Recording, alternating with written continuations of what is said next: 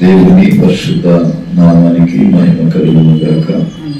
కూడి వచ్చిన మీ అందరికీ ప్రభువుట హృదయపూర్వకమైన వందనాలు తెలియజేస్తున్నాను. ఏదైనా వాక్యాంశాన్ని చదువుకుందాం. గడిచిన 2 మాసాలు విశేషమైన కృపనిచ్చి సురక్షితంగా కాపాడిన దేవుడు 3వ మాసంలో అడుగు పెట్టుటకు కృప చూపాడు కనుక ఆయనకు విధేయులమై ఉన్నాము. గాలిని పుట్టు ఎగురు రీతి వలె దినములు ఎగిరిపోతున్నాయి, కానీ సర్వశక్తివంతుడైన దేవుడు అమూల్యమైన తన బాబు చాపి నిత్యము కాపాడుతూ ఉన్నాడు. కనుక దేవుడి సన్నిధిలో ఆయన్ని స్తుతించి స్మరించే వారిని ఉన్నాం. పరిశుద్ధ బైబిల్ గ్రంథంలో మనసు అనే టాపిక్ మీద ఒక 4 వారాలు మాట్లాడాలనుకుంటున్నాను. మొదటి పార్ట్ ఏ మనసు అంటే ఏంటి? బైబిల్ గ్రంథంలో ఏ విధమైన మనస్సు కలిగిన వారు ఉన్నారు? ఏ విధమైన మనస్సు కలిగిన వారి మొరలు దేవుడు వింటాడు? ఏ విధమైన మనస్సు కలిగిన వారి మొరను ఆయన ఆలోచిస్తాడో బైబిల్ గ్రంథంలో చూద్దాం. ఏ మనసు ఉండకూడదో, ఏ మనసు ఉంటే మంచిదో, ఏ మనసు ఉండకుండా ఉంటే మంచిదో పరిశుద్ధ గ్రంథంలో సామెతల గ్రంథము 16వ అధ్యాయం 18వ వాక్యంలో వాక్యాంశాన్ని మనం గమనిస్తే, సామెతల గ్రంథం 16వ అధ్యాయం 18వ వాక్యం, నాశనమునకు ముందు గర్వము నడుస్తుంది, పడిపోవడానికి ముందు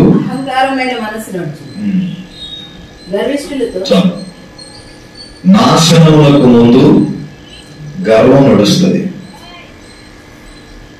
ఒకడు పతనానికి వచ్చాడంటే వాడి ప్రవర్తనను చూసుకోవాలి. వాడు పాడవడానికి వచ్చాడు అంటే వాడి ప్రవర్తన మీద ఆధారపడి ఉంటుంది. అందుకే సామెతల గ్రంథంలో సొలొమోను భక్తుడు రాస్తూ, ఒకడు నాశనం అవడానికి ముందు గర్విస్తాడంట.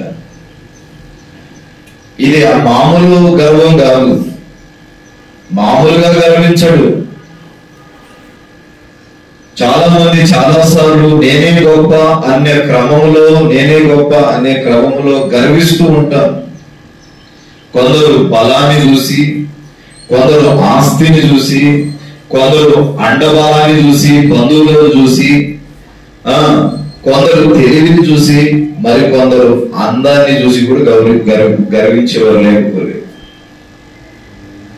కానీ దేవుని వాక్యం సెలవిస్తుంది కదా, నాశనములకు ముందే గర్వపడుతుంది. ఒకడు పాడైపోవడానికి సాతానుగాడు పెట్టే మొట్టమొదటి మైనస్ ఏంటి అంటే గర్విస్తాడు అతడు. ఈ గర్వము అతన్ని సంపూర్ణంగా పాడు చేస్తుంది. చూడండి, అందాన్ని బట్టి గర్విస్తాం, ఆస్తులను బట్టి, డబ్బుందని గర్విస్తాం, ఆస్తుందని గర్విస్తాం, అవయవాలన్నీ సక్రమంగా ఉన్నాయని గర్విస్తాం. ఎవరైనా అంగవైకల్యం కలిగిన వాళ్ళు, ఎవరైనా గుడ్డివారు ఎవరైనా కనబడితే వాళ్ళని చూసి గొప్పగా అనుకుంటాం. నేనెంత గొప్పవాడిని, ఎవడు నేనెంత గొప్పవాడిని, నువ్వు గొప్పవాడి నువ్వే అనుకుంటున్నావు. దేవుడేమో నీ అంత దరిద్రుడు లేడనుకుంటున్నాడు. ప్రియులారా, కొద్దిగా 4 రూపాయలు జేబులో ఉన్నాయంటే గర్విస్తాం, కొద్దిగా తెలివి ఉందంటే గర్విస్తాం. ఎందుకు గర్వించాలి? ఎందుకు అహంకారమైన మనస్సును కలిగి జీవించాలి? సమస్తమును సమీకరించి జరుగుతున్నది దేవుడే కదా. సమస్తము దేవుని వలనే కదా నాకు కలిగేది. సమస్తాన్ని దేవుడే కదా పరిశోధిస్తున్నాడు, సమస్తాన్ని దేవుడే కదా పరిశీలిస్తున్నాడు. దేవుని ఆధీనం లేకుండా ఏది నా జీవితంలో జరగట్లేదు కదా. కనుక దేవుని బట్టి నేను గర్వించాలి అనేది మరచి నన్నుగా గర్వించుకుంటున్నాను. మనలను మనముగా గర్వించుకుంటుంటే ప్రభు అంటాడు, మీరు దేని గురించి గర్విస్తున్నారో ఏమైనా మీకైనా తెలుస్తుందా? సాతానుగాడు పాడైపోవాలని నీ నాశనమును కోరుకుంటూ నాశనానికి ముందు గర్వాన్ని పెట్టాడు. ఒక్కొక్కడు చెప్తాడు, నా అంటే రంగు, నా అంత రంగు, 6 అడుగులు కొంతలో పోయిన తర్వాత ఆ రంగు మాత్రం పోతుంది. దేని బట్టి గర్విస్తాం?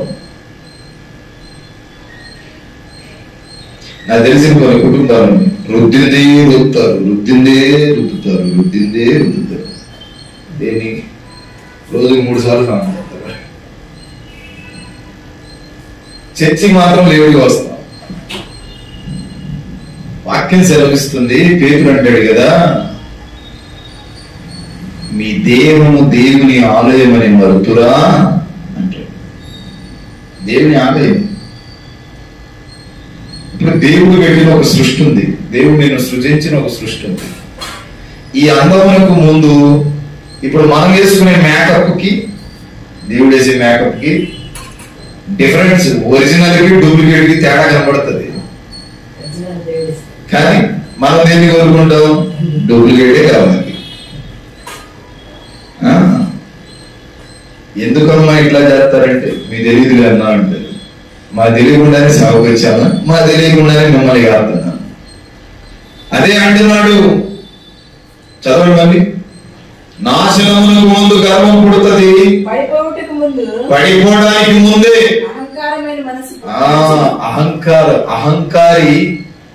అహంకారంగా మాట్లాడతాం. ఏందంట? అహంకారంగా మాట్లాడేవాడు పడిపోవడానికి ముందు అతడు అహంకారంగా ప్రవర్తిస్తాడంట. మాకు తెలుసులే, రే ఆ పని చేసి, మాకు తెలుసులే, నువ్వు ఈ పని మాకు తెలుసులే, నువ్వు చెప్పాల్సిన అవసరం ఏం లేదు, మాకు తెలుసు. ఈ స్వభావం దేనికి అంటున్నాడు ప్రభు?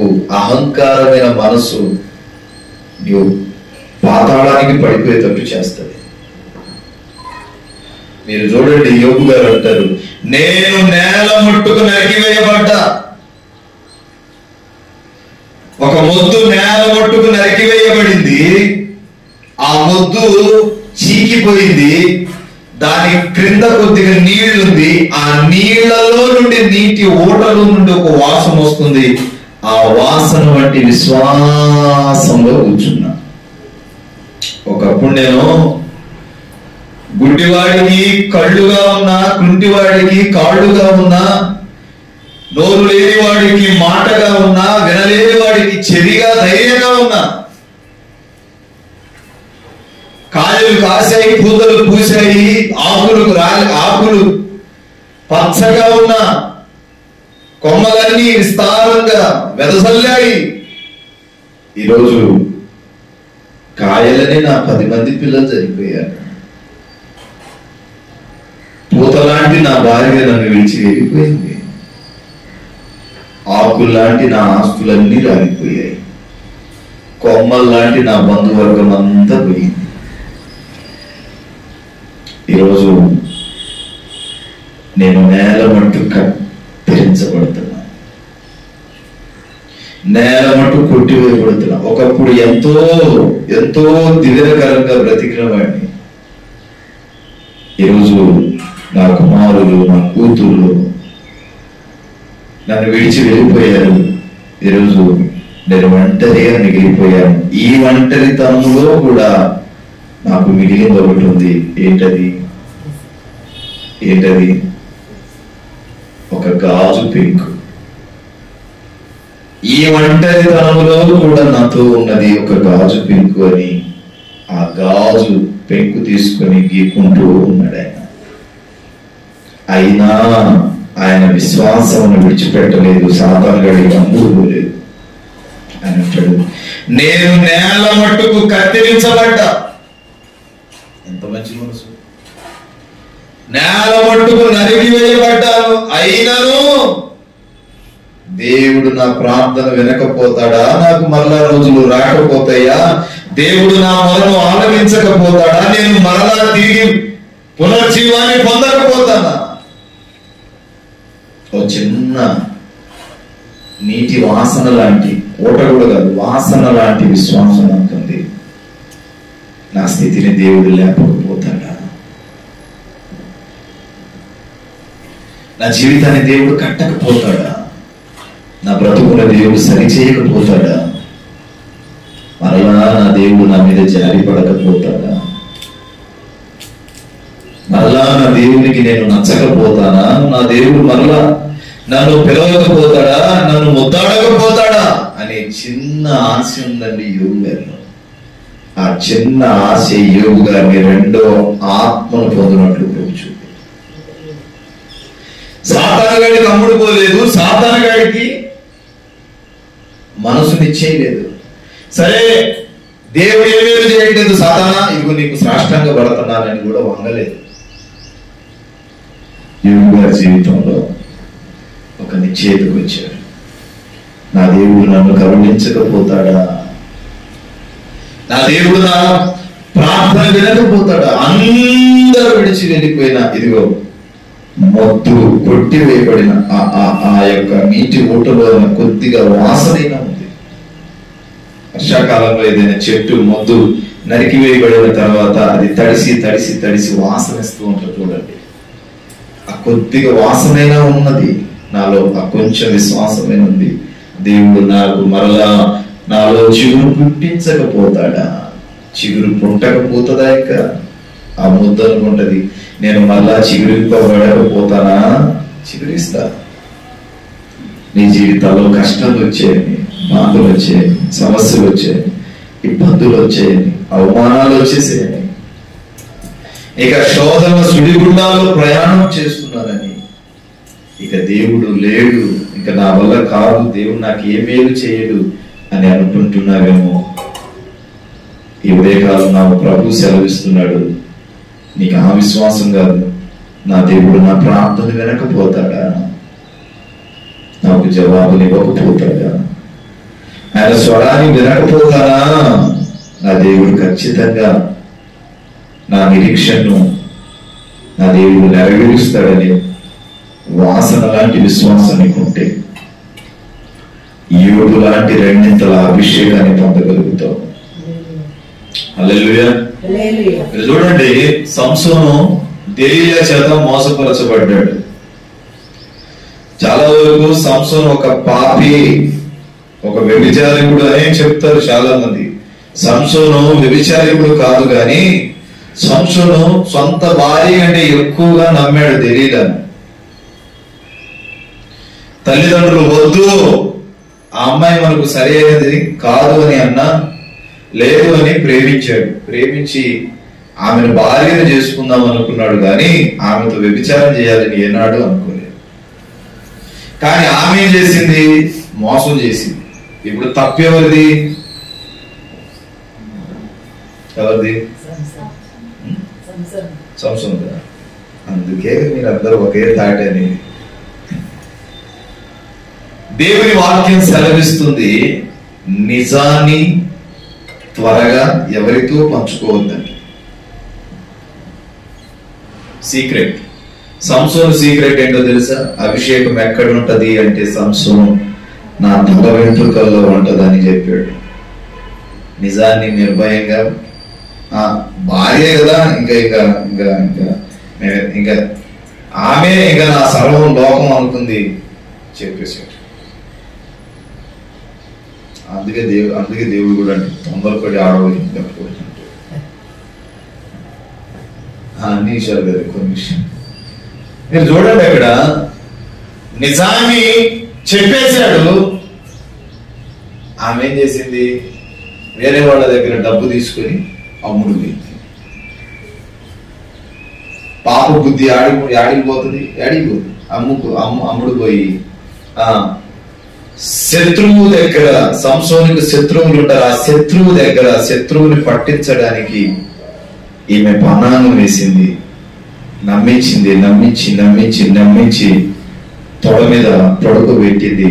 శుభ్రంగా శత్రువు వచ్చాడు, గుండు చేసి పడిచింది.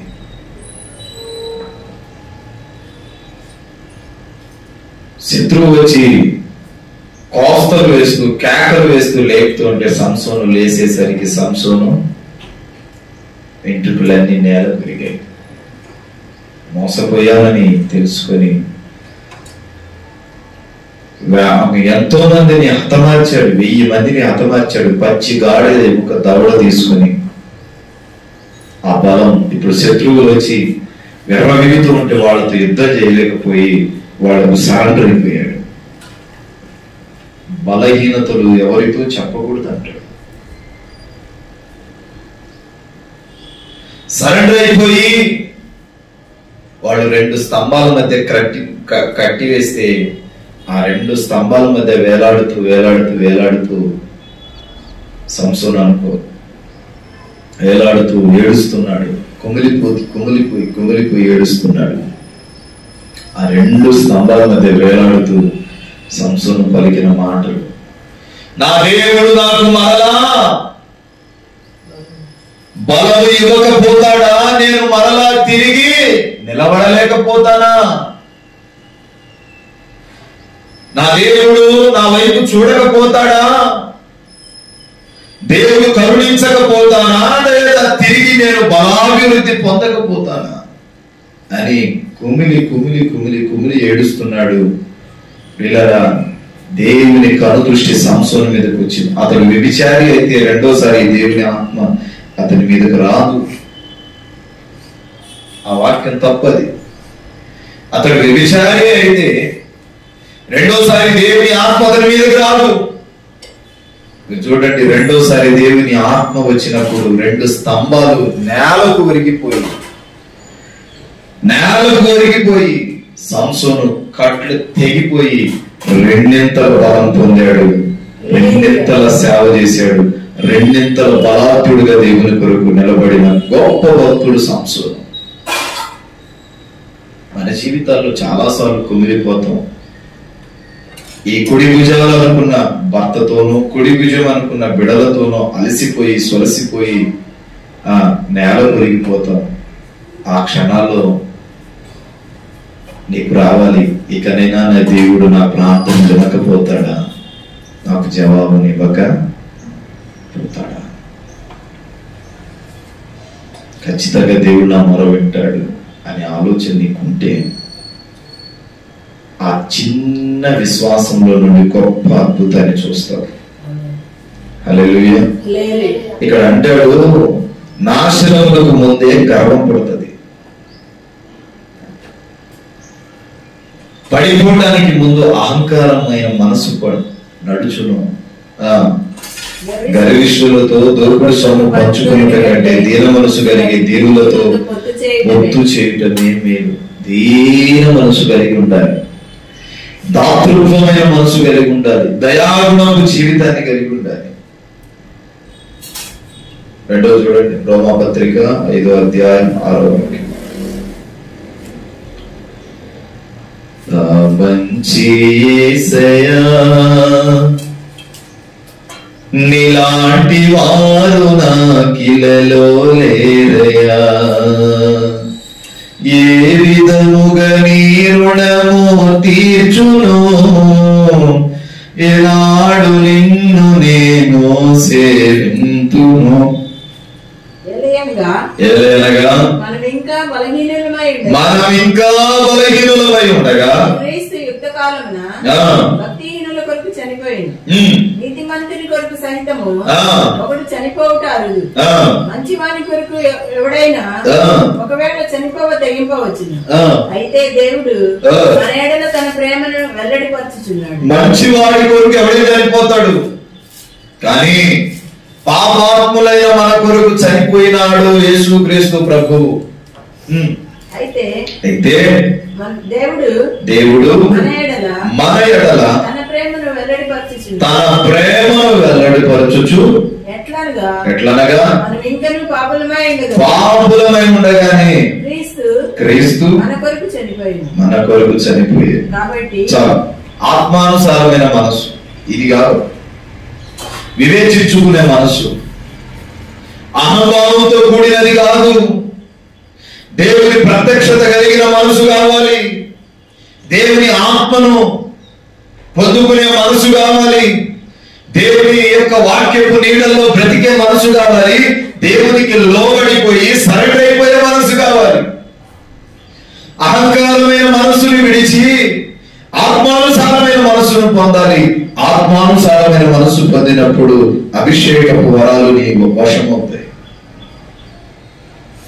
నీతిమంతుల కొరకు అందరూ చనిపోతారు, మంచివాడి కొరకు ఎవడైనా చనిపోతాడు, కానీ పాపిష్టి వాడి కొరకు ప్రాణం పెట్టాడు యేసుక్రీస్తు ప్రభు. మనం ఇంకనూ పాపులమై ఉండగానే, అంటే అక్కడితో ఆగిపోలేదు, ఇంకనూ పాపులమై ఉండగానే క్రీస్తు మన కొరకు చనిపోయేను, ఆయన మరణమై తిరిగి లేపబడిన రాయబడదు. ఇంకనూ పాపులమై ఉండగానే పిల్లల ఆత్మానుసారమైన మనస్సు కొరకు ప్రాధేయపడాలి. ప్రభువా, ఆత్మను వివేచించే మనస్సునివ్వండి, ఆత్మను వివేచించగలిగిన కృప దయచేయండి, ఆత్మాభిషేకం పొందగలిగిన జీవితాన్ని ఇవ్వమని ప్రభు సన్నిధిలో ప్రార్థన చేయాలి. వాక్యం సెలవిస్తుంది కదా, కొన్నిసార్లు ప్రార్థన చేయడానికి ఒళ్ళు సహకరించదు, బైబిల్ చదవడానికి కూడా ఒళ్ళు సహకరించదు. రేపు చదువుదాంలే, రేపు చేద్దాంలే, ఇప్పుడు చేయలేదు. సాతానుగాడు నిన్ను గాలం వేయడానికి చూసుకుంటున్నాడు. బైబిల్లో అపోస్తుల కార్యం 5వ అధ్యాయము 1 నుంచి చదివితే అననీయా సఫీరా అనే ఇద్దరు ఉంటారు. సాతానుగాడు మామూలుడు కాదు. పేతురు అంటాడు, ఇదిగో మిమ్మల్ని మోసపరిచింది ఎవడు? అననీయా అనే ఒక మనుషుడు తన భార్య అయిన సఫీరాతో ఏకమై పొలమమ్మిను. భార్య ఎరుకనేవాడు దాని వెలలో కొంత దాచుకొని, భార్య భర్తలు ఇద్దరు కలిసి ఉన్నారు, కొంత తెచ్చి కలిసే ఉన్నాడు, కానీ భార్య తిరిగి పొలం అమ్మాడు, కొంత తీసుకొచ్చి దైవజనుల పాదాల దగ్గర పెట్టాడు. కొంత తెచ్చి అపోస్తలుల పాదముల యొద్ద పెట్టెను. అప్పుడు పేతురు అననీయా భూమి వెలలో కొంత దాచుకొని పరిశుద్ధాత్మను మోసపుచ్చుటకు అంటాడు. పేతురు, రే బాబు, భూమి మొత్తం అమ్మింది ఇంటికేనా అంటే అంతకే అంటాడు. సాతాను ఎందుకు నీ హృదయాన్ని ప్రేరేపిస్తున్నాడు? సాతానుగాడు నీ మనస్సును ఎందుకు? సాతానుగాడు ఆత్మానుసారమైన మనస్సును పొందనివ్వకుండా ఎందుకు ప్రేరేపిస్తున్నాడు? ఏ ఏ గుణాలు ప్రేరేపిస్తున్నాడో పరీక్షించుకోవాలి. దేవునికి దూరపరిచి వాడు దగ్గరైపోయి నీవు పతనం అవ్వాలని, నీవు నాశనం అవ్వాలని, నీవు వాడితో పాటు సావాసం చేయాలని దేవుని దూరం చేస్తున్నాడు. వాడు దగ్గరికి వస్తున్నాడు. వాడి మాటలు విన్న నీవు నీ జీవితాన్ని ఆవిరి వంటి నిత్య నరకం వంటి కోణంలో నడిపించుకుంటున్నావు. ఎందుకు ప్రేరేపింపబడుతున్నావు? సాతానుగాడు ప్రేరేపిస్తున్నాడు, నీవు ప్రేరేపింపబడకూడదు. వాడు అహంకారమైన మనస్సునిస్తాడు, గర్విష్టి కలిగిన మనస్సునిస్తాడు. కానీ నేను ఆరాధించే దేవుడు మన పాపముల కొరకు చనిపోయి మనకు ఆత్మ ప్రత్యక్షత కలిగిన మనస్సుని ఇవ్వడానికి సిద్ధంగా ఉన్నాడు. అదే చూడండి ఒకసారి కొరింథీయులకు రాసిన మొదటి పత్రిక, ఎఫెసీ పత్రిక 1:19 ప్రత్యక్షతను చూసే మనస్సు ఉండాలి. 19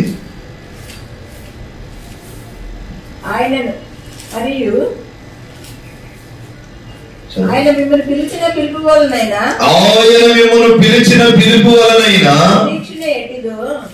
పరిశుద్ధులలో ఆయన స్వాస్థ్యం యొక్క మహిమైశ్వర్యం ఏటిదో ఆయన క్రీస్తునందు నియోగపరిచిన కులాతిశయములను బట్టి విశ్వసించు మనయందు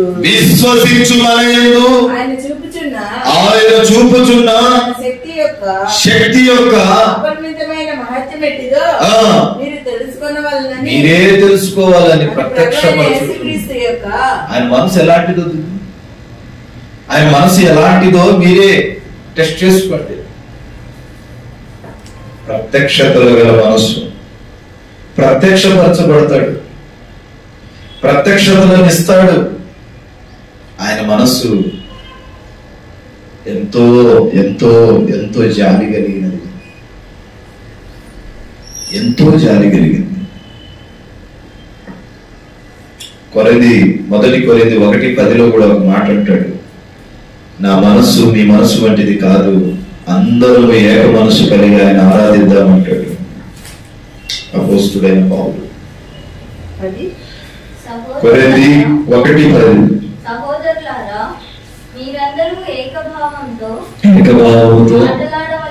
మాట్లాడవలెనని కక్షలు లేక ఏక మనస్సుతోనూ ఏకాత్పర్యంతోనూ మీరు సన్నద్ధులై ఏక మనసు కావాలి. మన ప్రభువైన యేసుక్రీస్తు చాలు, ఏక మనసు ఉండాలి. సంఘములో, సమాజంలో, సావాసములో, రొట్టె విరుచుటలో ఏక మనసు ఉండాలి. ఇంట్లో నలుగురు ఉంటే నలుగురు మనసులు వేరువేరుగా ఉంటాయి. నలుగురు 4 పార్టీలో ఓటు వెళ్తాం. నలుగురు ఉంటే నలుగురు రుచులు వేరుగా ఉంటాయి. ఇక్కడేమన్నాడు, అందరూ ఒకే మనసు, ఏక మనసు కలిగి, భార్య మనసు భర్తకు అర్థం కాదు, భర్త మనసు భార్యకు అర్థం కాదు. ఈ అర్థం కాని తతంగంలో సాతాను గాడు గొడవలు పెడతాడు, కుటుంబాలను పాడు చేస్తాడు, వీడిగా విడాకులాగా తీసుకెళ్తాడు. నా భార్య కదా చెప్పింది అని వినడు, నా భర్తే కదా చెప్పేది అని వినదు. ఇక్కడ ఏక మనసు అనేది ఉండదు, ద్విమనుషులు.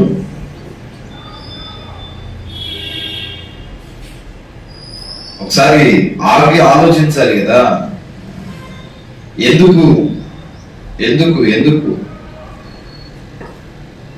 బయటికి వెళ్లే ముందే విషయాన్ని ఇంట్లో చర్చించుకోవాలి. వివేచన కలిగిన పురుషులు అరుదుగా ఉన్నారు, వివేచన కలిగిన స్త్రీలు అరుదుగానే ఉన్నారు. వివేచన లేక కుటుంబాలను కోర్టు మెట్ల మీదకి, పోలీస్ స్టేషన్ గడపల మీదకి నడిపించుకుంటున్నారు. ఒకసారి ఆగి ఆలోచించండి. దేవుని వాక్యం సెలవిస్తుంది కదా, ఇదిగో వివేచించగలిగిన వివేకపు ఆత్మని నీకు ఇవ్వాలనుకుంటున్నాను. చంచలమైన మనసు కాదు, ప్రత్యక్షతలు కలిగిన మనసు ఇవ్వాలనుకుంటున్నాను, ఏక మనసు ఇవ్వాలనుకుంటున్నాను. నా భార్య కదా చెప్పిందని, నా భర్తే కదా చెప్పిందని తలదించుకొని వెళ్ళం, సాధిస్తాం అక్కడ కూర్చొని.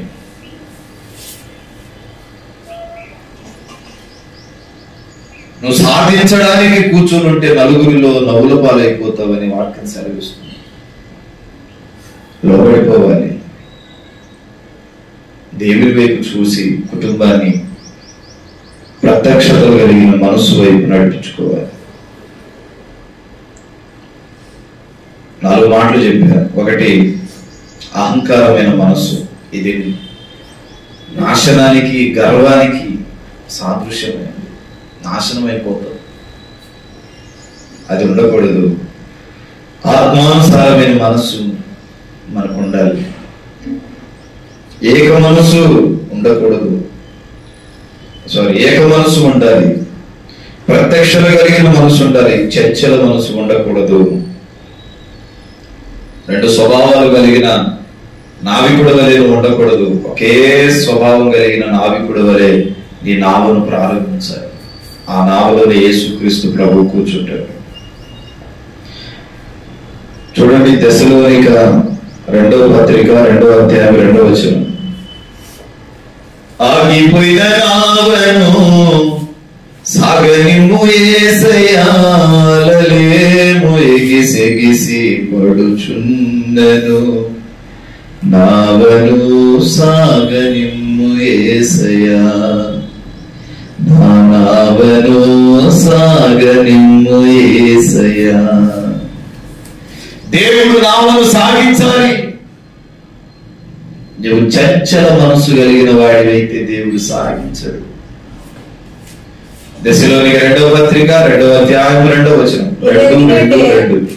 మీరు ఎరిగినట్టే నేను ఫిలిప్పులో లోకంలో ముందు శ్రమపడి మేము శ్రమ పడ్డాము, అవమానం పొంది అవమానాలు పడ్డాము, ఎంతో పోరాటంతో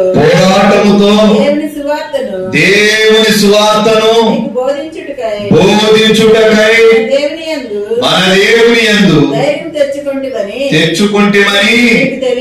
మీకు తెలియను. ఏలయనగా ఆ బోధ కపటమైనది కాదు, అపవిత్రమైనది కాదు, మోసయుక్తమైనది కాదు, కానీ సువార్తను మాకు అప్పగించుటకు యోగ్యత కలిగిన వారమని దేవునితోనే, దేవుని ద్వారానే, దేవుని ప్రత్యక్షతతోనే ఎంచబడిన వారమని. మనుషులను సంతోషపరచడం కాదు నా విధి, దేవుని సంతోషపరచాలి. మనుషుల్ని ఆనందింపజేసేది కాదు నా ఆలోచన, దేవుని ఆనందింపజేయాలి. మనుషులను సంతోషపరిచేవాడు దేవుని సంతోషపరచడు, మనుషుల్ని ఆనందింపజేసేవాడు దేవుని ఆనందింపజేయడు, దేవుని ఆనందింపజేసేవాడు మనుషుల్ని సంతోషపరచడు. మన హృదయములను పరీక్షించుకొనొచ్చు, దేవుణ్ణి సంతోషపరచు వారిమే ఉండాలి. హృదయ సంతోషం ఉండాలి, హృదయ సంతోషం ఉండాలి.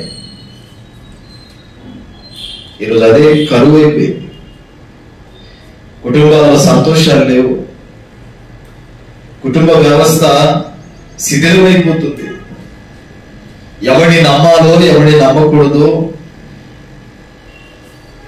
ఏ వ్యక్తిని నమ్మాలో ఏ వ్యక్తిని నమ్మకూడదో తెలియని, అర్థం కాని వ్యవస్థగా తయారైపోయింది కుటుంబ వ్యవస్థ. ఒక నమ్మకం, భర్త అంటే భార్యకి నమ్మకం లేదు, భార్య అంటే భర్తకి నమ్మకం లేదు, పిల్లలు అంటే తల్లిదండ్రులకు నమ్మకం లేదు, తల్లిదండ్రులు అంటే పిల్లలకు నమ్మకం లేదు. ఈ మనసు మారిపోయింది, చిన్నాభిన్నం అయిపోతుంది. కుటుంబ వ్యవస్థ శిథిలమైపోయే రోజులు దగ్గర. నమ్మకంతో ప్రమాణాలతో వివాహం చేసుకుంటాం, తిరిగి పెళ్ళై 4 రోజులు కాదు ప్రమాణాలన్నీ గంగలో కలిపినట్టు, ప్రమాణాలన్నీ ఒట్టు తీసి గట్టు మీద పెట్టినాను అన్నట్టు చేస్తుంటాం. ఇది చంచల కలిగిన మనసు, చంచల మనస్తత్వం ఉండకూడదు. ప్రభు అంటాడు జాలిపడే మనసు అయిపోయింది. నీ భార్య కదా లోబడు, నీ భర్తే కదా లోబడు. ఇరు పక్షాల, ఇరు కుటుంబముల మధ్య, 2 గ్రామాల మధ్య జరుగుతున్న వివాహ బంధం ఈనాడు నమ్మకానికి దూరం అయిపోతుంది. ప్రత్యక్షతలు లేవు, ఏక మనసు లేదు, ఆత్మానుసారమైన వివేచన లేదు, దీన మనసు లేదు. ఇవి లేనప్పుడు దేవుడు ఎట్లా జాలి పడతాడు?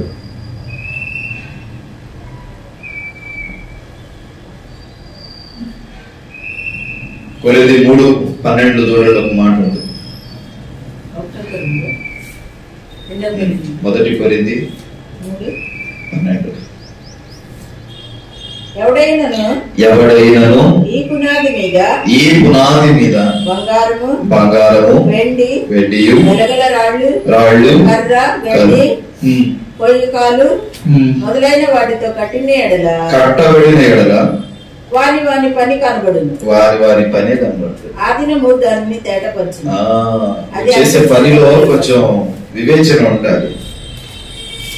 నువ్వు చేసే పనిలో కొద్దిగా మ్యాచింగ్ ఉండాలి కదా. నువ్వు చేసే పని కొద్దిగా సంతోషపరిచేదై ఉండాలి, విలువ కలిగిన పని చేయాలి. ఈనాడు అది అరుదైపోతుంది. 1 పేతురు 5:5 చదవండి ఒకసారి.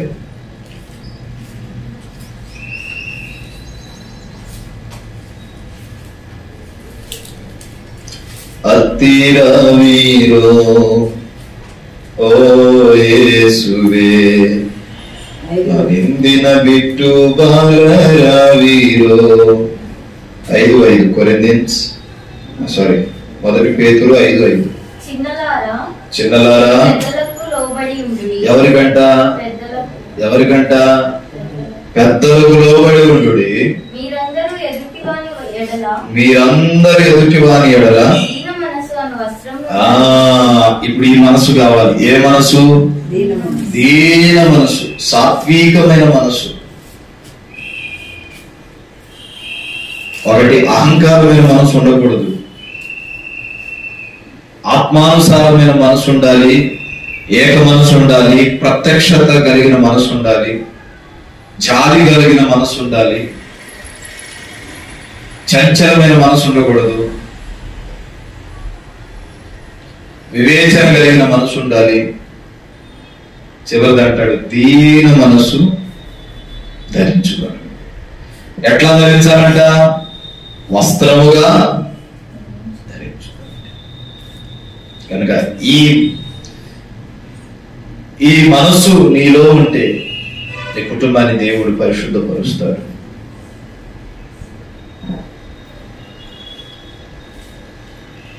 రెండు పడవల మీద కాలు పెట్టే విశ్వాసుల వల్ల మనం మారకూడదు. మన ప్రయాణం ఎప్పుడు ప్రభుతోనే ఉండాలి. నా మాటలు ముగిస్తున్నాను. మనస్సును పతిలపరుచుకొని ప్రతిష్ఠించుకున్నది వాక్యం సెలవిస్తుంది. ఈ మనసే నాకు ఇష్టమైన బలియాగం చేయి, నాకు ఇష్టమైన మొర నీవు మొరపెట్టినప్పుడు నేను ఆలకిస్తానని ప్రభు సెలవిచ్చిన రీతిగా ప్రభుకి ఇష్టమైన భక్తి చేస్తావా? దేవుడు నిన్ను దీవించుటకు సిద్ధంగా ఉన్నాడు. ప్రార్థన.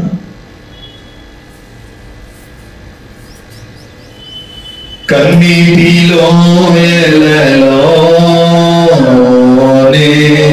కృంగిన వేళలలో, కన్నీటిలో వేళలోనే కృంగిన వేళలలో నింగిని చీల్చి వర్షము పంపి నింపెను నా హృదయము, ప్రభువు నింపెను నా హృదయము. నాకు విరోధమై వర్ధిల్లదు అని చెప్పిన మాట సత్యము, ప్రభువు చెప్పిన మాట సత్యము. కృపలను తలంచుచు ఆయుష్కాలమంతా ప్రభుని కృతజ్ఞతతో స్తుతింతు. ఆయుష్కాలమంతా ప్రభుని కృతజ్ఞతతో స్తుతింతు. సకలాశీర్వాదాలకు కారణభూతుడా ప్రియాత్మకు తండ్రి, పరిశుద్ధ పాదమును బట్టి స్తోత్రాలు. ఉదయకాలం ప్రభాత ఆరాధనను మరి జయకరంగా జరిగించినందుకు సన్నిధిలో ప్రార్థిస్తున్నాం. వచ్చిన బిడ్డలను జ్ఞాపకం చేసుకో. ఎక్కడ ఇద్దరు లేదా ముగ్గురు సన్నిధిలో విజ్ఞాపన చేస్తారు, నేను ఉంటానని వాగ్దానం చేశాను. మా మధ్యలో నేను నివసించాలని మీ సన్నిధి ఆవరణమందు మీరు సిద్ధపరచబడి అలంకరించబడ్డారని మేము ఆశిస్తున్నాం. ప్రభువా, వచ్చిన బిడ్డలందరినీ దీవించండి, ఆశీర్వదించండి. ఆత్మ చేత, అభిషేకం చేత, నూతన బలం చేత, నూతన తలాంతుల చేత దీవించండి. గొప్ప కార్యం చేయి, ఉపకారం చేయి. తిరిగి బిడ్డలు వారి గృహాలకు వెళ్తున్నారు, దాని ప్రయాణాలు కృతుడే ఉంచండి. బిడ్డలు వెతుతున్న గుప్పెళ్లను అయ్యా మీరు 30 60 100 దీవించండి. వారి చేతుల కష్టార్జితాన్ని ఆశీర్వదించమని ప్రార్థిస్తున్నాను. ఫలభరితమైన ఆత్మను పొందుకున్నట్లు కృప చూపండి. నూతన అభిషేకంతో నెపమని ప్రార్థన చేస్తున్నాను. సర్వశక్తివంతుడమైన నీవు, సర్వశక్తివంతుడమైన నీ ఆలోచన ప్రకారంగా మేమందరం నడుచున్నట్లు స్థిరమైన మనస్సు అయా ఎదుగు నీకు వందన తీర మనస్సు కలిగిన వస్త్రాన్ని ధరించుకునే కృప మా అందరికీ మీరు దయచేయమని, వెతబడిన వాక్యం బిడ్డల హృదయాలను ఫలింపచేయమని, వచ్చిన బిడ్డలను దీవించి రాని వారిని అయా ఎదుగు ప్రభువా మరుసటి వారు నడిపించి పరిశుద్ధపరచుమని యేసు శక్తి గల నామాన్ని ప్రార్థించి అడుగుచున్నాను పరమ తండ్రి. తండ్రి దేవుని ప్రేమ, మన యేసు క్రీస్తు కృప, పరిశుద్ధాత్మ జనాలను విశ్వాసం సంఘానికి సకల కోరి పరిశుద్ధులకు ప్రభు ఆత్మతోడే నడిపించును గాక. అందరికీ ప్రభు నామంలో హృదయపూర్వకమైన వందనాలు తెలియజేస్తున్నాను. God bless you. దేవుడు మిమ్మల్ని మీ కుటుంబాలను దీవించును గాక. పాట పాడుతుండగా హృదయపూర్వకమైన అర్పణలు ప్రభు సేవకు సమర్పించాలని తెలియజేస్తున్నాను. బ్రదర్ బి అభిషేక్ నాయకు, నాగేశ్వరం తండా, మాచవరం మండలం, గుంటూరు డిస్టిక్. మా ఫోన్ నెంబర్ 7659018230.